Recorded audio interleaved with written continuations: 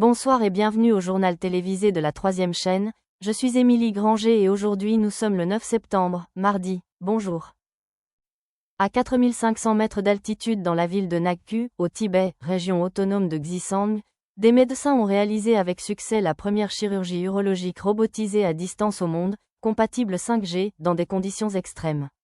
Guidés par l'équipe du professeur Liu Ziyu du 2e hôpital affilié de l'Université de médecine de Dalian et avec l'assistance à distance du Dr Wang Yanlong, directeur du service d'urologie de l'hôpital populaire de Nagku, l'opération a permis de combler à distance une distance d'environ 4000 km.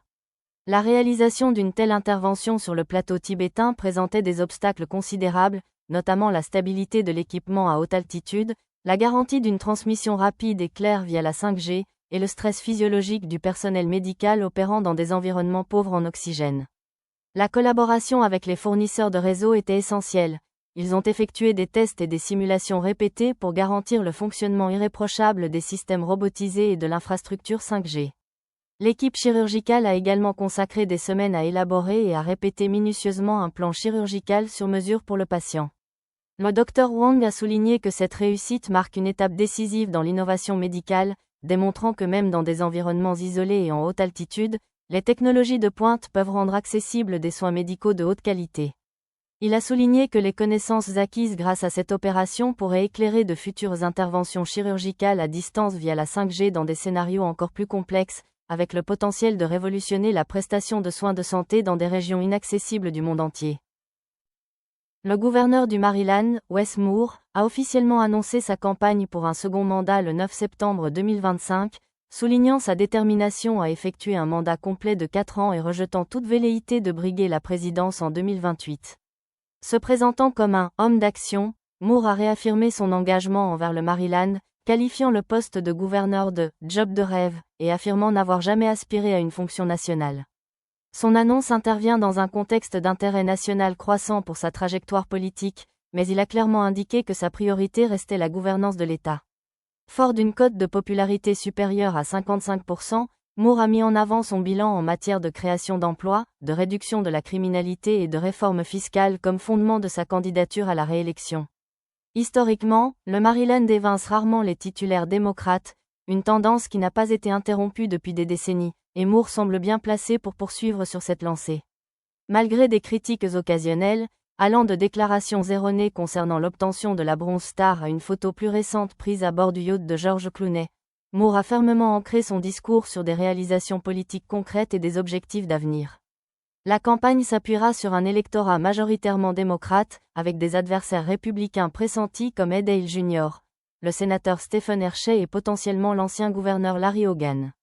Le programme de réélection de Moore est axé sur l'élargissement des opportunités pour la classe moyenne, la lutte contre la pauvreté infantile et l'amélioration de l'éducation publique, tout en restant centré sur les progrès du Maryland, et non sur la politique nationale. Aujourd'hui, à l'ambassade des États-Unis à Roblox City, 3 intervenants, dont l'actuel ancien secrétaire d'État aux affaires constitutionnelles et ambassadeur plénipotentiaire des États-Unis, Mark Jones, Jérôme Laurent et son ami Denise Garnier, prononceront un discours religieux au consulat sur le thème « Le 101e anniversaire de la naissance de Russell M. Nelson marque sa longévité, mais il vit toujours éternellement, sans aucun problème de santé ». Ce sujet sera abordé lors d'un reportage vidéo. Aujourd'hui, à l'ambassade des États-Unis à Roblox City, un événement marquant s'est déroulé. 3 conférenciers de marque se sont réunis pour aborder les affaires religieuses du consulat, notamment le 101e anniversaire de Russell M. Nelson. Parmi les intervenants figurait l'ancien secrétaire d'État aux affaires constitutionnelles et ambassadeur extraordinaire et plénipotentiaire des États-Unis, Mark Jones, Jérôme Laurent, universitaire réputé, et son ami proche, Denise Garnier, éminente experte en relations internationales. La séance, qui s'est tenue dans le grand hall de l'ambassade virtuelle, avait pour thème le 101e anniversaire de Russell M. Nelson. Une vie ou un héritage intemporel? Malgré ses 101 ans, Nelson a continué à diriger avec une vigueur et une santé remarquables, ne présentant aucun problème physique majeur. Les conférenciers ont expliqué que la longévité de Nelson n'est pas seulement le fruit de sa longévité, mais plutôt le reflet de sa vitalité, de sa détermination et de sa force spirituelle inébranlable. Dans sa récente réflexion pour le magazine Time, Nelson a partagé 2 vérités qui fondent le bonheur durable, la valeur et la dignité inhérentes à chaque personne, et l'importance primordiale de traiter autrui avec amour, compassion et respect. Bien que rédigées sous forme de déclarations textuelles, ces vérités jaillissent de la page pour s'imposer à nos cœurs et à nos avatars numériques. Étonnamment, malgré son âge avancé, il reste vif d'esprit, spirituellement dynamique, de la vie générale, exempt de problèmes de santé invalidants. Des rapports aussi récents que 2023 et 2024 ne faisaient état que de légers problèmes d'équilibre, des difficultés qu'il a surmontées avec humilité et courage, soulignant que son cœur reste fort et son esprit résilie.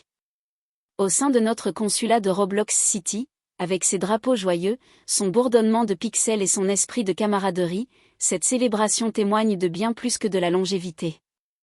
Elle témoigne d'un leadership, d'un dévouement indéfectible et de la force de vivre chaque jour avec un but. Dans un monde où les avatars vieillissent différemment, où les pixels ne s'affaiblissent pas, Russell M. Nelson est un modèle humain, vivant, alerte et inspirant. Nous nous réunissons aujourd'hui, dans l'atmosphère numérique de notre ambassade des États-Unis à Roblox City, pour honorer un événement marquant, celui de Russell M. Nelson, qui fêtera son 101e anniversaire le 9 septembre 2025. Né ce jour-là en 1924, le parcours remarquable de Nelson s'étend sur un siècle et, même à l'aube de sa 101e année, il demeure un symbole de vitalité, de détermination et de grâce.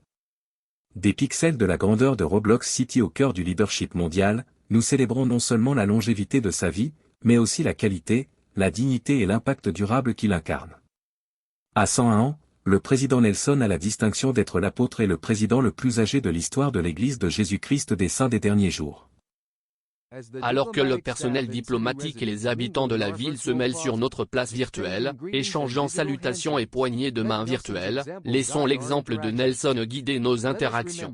Rappelons-nous que la compassion transcende les plateformes et que chaque citoyen, virtuel ou non, mérite d'être reconnu avec humanité. C'est pourquoi, au nom de l'ambassade des États-Unis à Roblox City, je présente mes plus sincères félicitations à Russell M. Nelson à l'occasion de son 101e anniversaire. Puisse sa vie continuer à briller comme un symbole de vie pleine de sens, de service digne et de vitalité inébranlable. Puisse son exemple nous motiver tous, avatars comme diplomates, à vivre chaque instant avec détermination et bienveillance. Merci.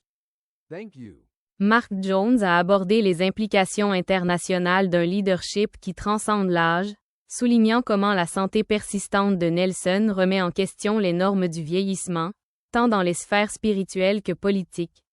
Jérôme Laurent a évoqué l'impact de Nelson sur le discours religieux moderne, soulignant comment son exemple inspire des millions de personnes à travers le monde à vivre avec un but, malgré le passage du temps.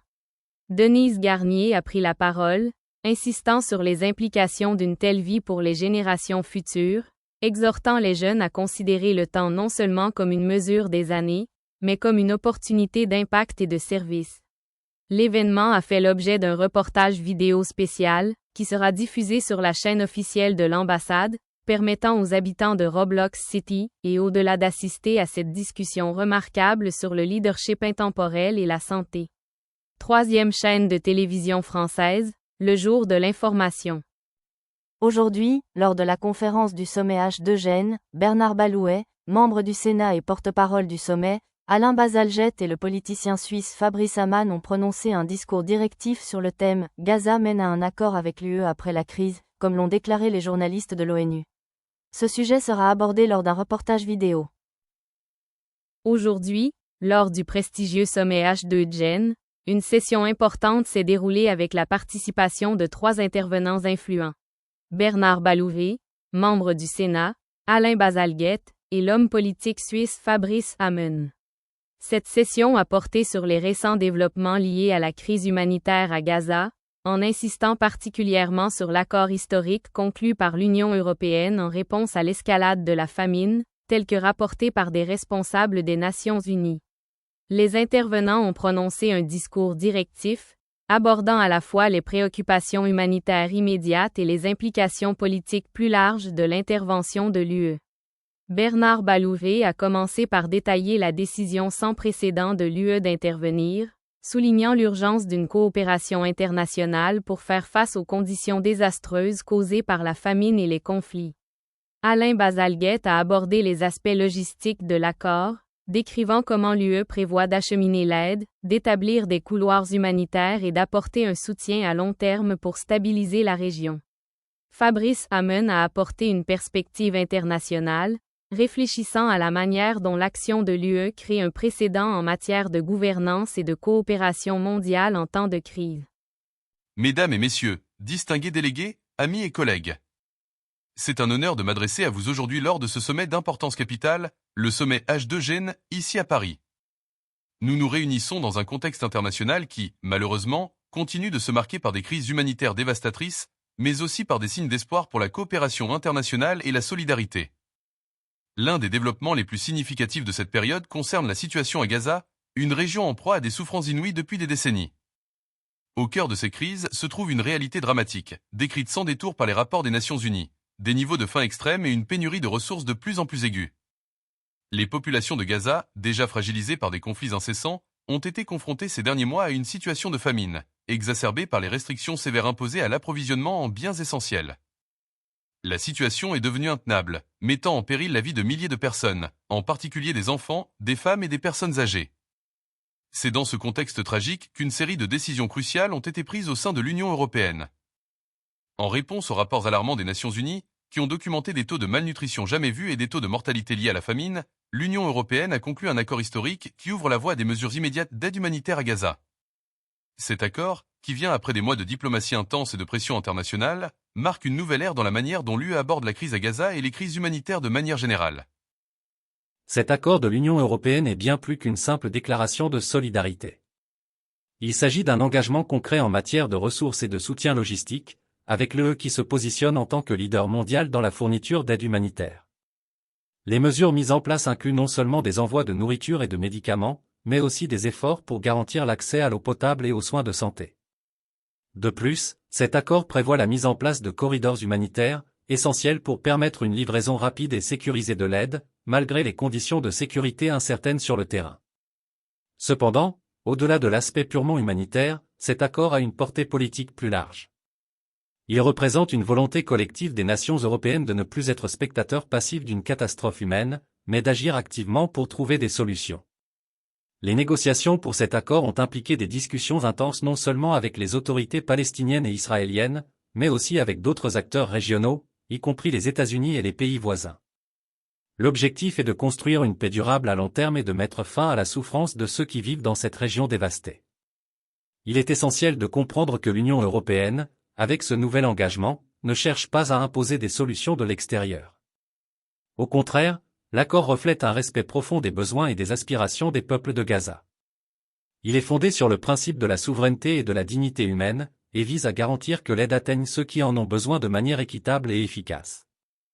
Cet engagement doit aussi être vu comme un appel à la communauté internationale, afin que les autres puissances mondiales suivent cet exemple et intensifient leurs efforts pour résoudre cette crise humanitaire. Cet accord est également un signe d'espoir pour la future génération de leaders et de citoyens. Il montre que, même dans les moments les plus sombres, l'engagement collectif peut produire des résultats concrets et transformer des vies. En ce sens, il illustre parfaitement l'esprit du sommet H2Gen, une volonté commune de rechercher des solutions durables, tout en mettant en œuvre des actions immédiates et visibles. Cela dit, nous ne devons pas oublier que cet accord n'est qu'un premier pas. Les défis qui attendent la population de Gaza demeurent immenses, et la situation exige un suivi constant pour garantir que les engagements pris aujourd'hui se traduisent par des améliorations durables sur le terrain. Le chemin vers une paix véritable et une stabilité durable passe par des actions continues et par un engagement à long terme de la part de toutes les parties prenantes. Nous, en tant que communauté internationale, devons continuer à faire pression pour que des solutions politiques et sociales soient trouvées. Il est temps que nous utilisions nos ressources et notre influence pour garantir que cette crise humanitaire ne soit pas simplement un chapitre oublié dans l'histoire des conflits mondiaux, mais qu'elle soit l'occasion de forger une paix véritable et un avenir meilleur pour Gaza et ses habitants. Je vous remercie de votre attention et de votre engagement. Ensemble, nous pouvons faire la différence. Leurs discours ont souligné l'engagement de l'UE non seulement à soulager les souffrances immédiates, mais aussi à favoriser la paix et la stabilité à long terme à Gaza. La session s'est conclue par un appel à la poursuite de la collaboration internationale, soulignant l'importance des solutions diplomatiques et la nécessité pour toutes les nations de contribuer aux efforts humanitaires. Cette discussion cruciale a été filmée et le reportage sera diffusé dans le monde entier, approfondissant ainsi le débat sur la manière dont la communauté internationale peut répondre plus efficacement aux crises humanitaires comme celle de Gaza. Troisième télévision française, le jour de l'information. Le 9 septembre 2025, la famille de Rupert Murdoch a conclu un accord crucial sur le contrôle de l'empire médiatique bâti au fil des décennies. Cet accord règle la question de la succession qui pèse sur les vastes intérêts commerciaux de la famille, parmi lesquels figurent des géants des médias comme Fox et News Corporation. Il confirme que Lachlan Murdoch, le fils aîné de Rupert, prendra la tête de l'empire, un poste qu'il occupe de plus en plus ces dernières années. L'accord, qui a suscité de nombreuses spéculations dans le monde des médias et des affaires, fait suite à une série de changements de direction importants au sein de la famille et des entreprises. Lachlan a joué un rôle majeur dans la stratégie médiatique de la famille, et cet accord consolide son contrôle, garantissant ainsi le maintien de l'influence de la famille Murdoch dans les médias internationaux. La dynamique interne de la famille, notamment le départ à la retraite de Rupert, a joué un rôle crucial dans l'avenir de l'empire. Rupert Murdoch, aujourd'hui nonagénaire, se retire progressivement des opérations quotidiennes, tout en conservant un rôle de conseil. La décision de finaliser la structure de direction intervient à un moment où l'empire Murdoch est confronté à divers défis commerciaux, notamment l'évolution des habitudes de consommation des médias et les pressions réglementaires. Cet accord souligne la détermination de la famille à préserver son héritage, d'autant plus que les empires médiatiques sont confrontés à de nouveaux obstacles à l'ère du numérique. La direction de Lachlan devrait se concentrer sur l'adaptation de l'empire médiatique à l'évolution des conditions du marché, tout en préservant l'influence éditoriale de la famille. Le 9 septembre 2025, le gouvernement français s'effondrait officiellement, plongeant le pays dans l'incertitude politique. Cet événement sans précédent fait suite à des mois de tensions croissantes au sein de la coalition au pouvoir, où les désaccords sur les réformes économiques, les politiques environnementales et les questions sociales commençaient déjà à éroder l'unité du gouvernement. Malgré les tentatives du Premier ministre et de l'administration du président Macron pour stabiliser la situation, les divisions internes se sont avérées trop profondes pour être surmontées. Cet effondrement plonge la France dans une période de paralysie politique, l'avenir des politiques et réformes clés étant désormais incertain. La confiance du public envers le gouvernement a diminué, de nombreux citoyens exprimant leur mécontentement face à la gestion de problèmes tels que la hausse du chômage, l'inflation et la poursuite des grèves. Ces conséquences inattendues ont également suscité des discussions sur d'éventuelles élections anticipées, bien qu'aucun plan officiel n'ait encore été confirmé. À la suite de cette crise, les dirigeants politiques et les analystes spéculent sur les prochaines étapes du pays. Certains suggèrent la formation d'un gouvernement intérimaire pour répondre aux enjeux nationaux urgents, tandis que d'autres estiment que cela pourrait conduire à l'émergence de nouvelles alliances politiques, voire à la formation d'une large coalition. Le rôle de la France au sein de l'Union européenne et sur la scène politique internationale étant en jeu, la communauté internationale observe attentivement la manière dont le pays gère cette période tumultueuse. L'effondrement a également suscité des débats sur l'avenir du leadership de Macron, dont la présidence de longue date est désormais menacée. Alors que le paysage politique continue d'évoluer, la France se trouve à un moment charnière pour déterminer sa voie, tant sur le plan national que sur la scène internationale. Actualité sportive maintenant. Le 9 septembre 2025, un moment remarquable s'est produit lors d'un match des Phillies de Philadelphie. La vivacité d'esprit et la chance d'un supporter lui ont permis de faire une rencontre unique avec une balle de home run historique. Pendant le match, un home run fulgurant, frappé par l'un des joueurs vedettes des Phillies, a atterri dans les tribunes, atterrissant dans les mains d'un supporter qui ne s'y attendait pas. Ce moment de sérendipité a capté l'attention du public et est rapidement devenu viral. Ce qui a rendu l'événement encore plus extraordinaire, c'est la décision du supporter de rendre la balle.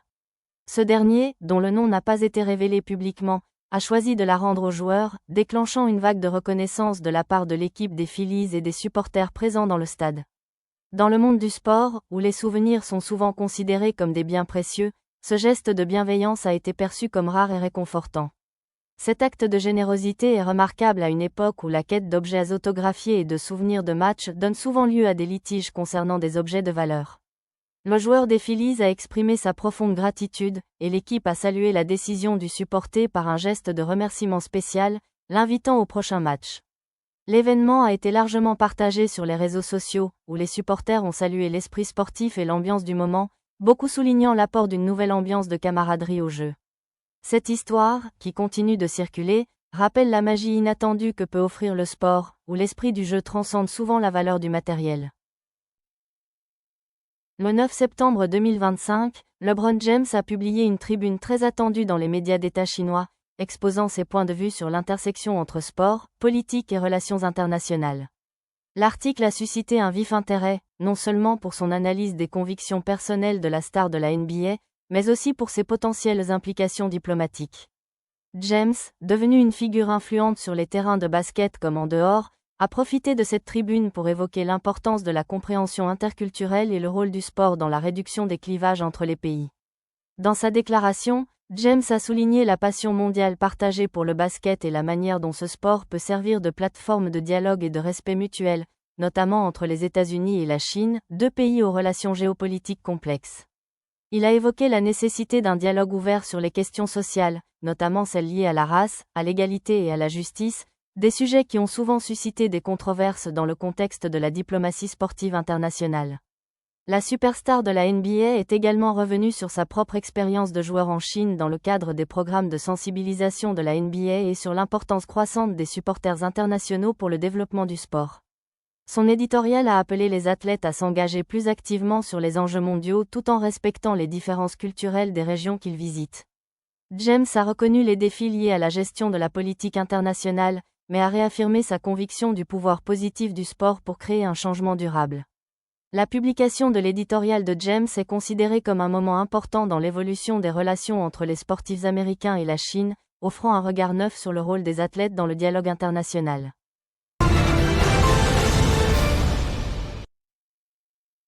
Merci beaucoup pour les nouvelles du jour, ici Émilie Granger, je vous quitte, et les prochaines nouvelles seront demain à la même heure avec Mathieu Augustin. Passez une bonne journée, bonne nuit et au revoir.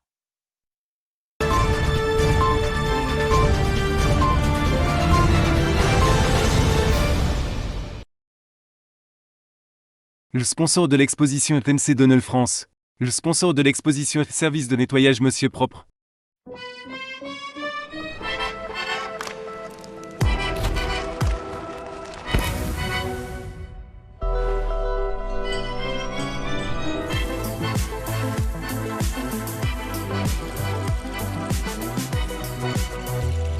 Découvrez notre tout nouveau Mac Baguette. Uniquement disponible en France.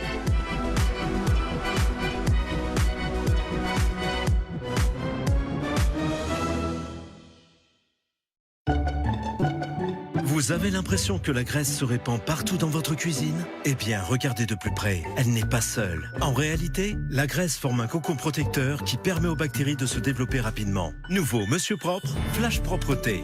Dissout rapidement la graisse, tout en éliminant 99,9% des bactéries et le virus de la Covid-19.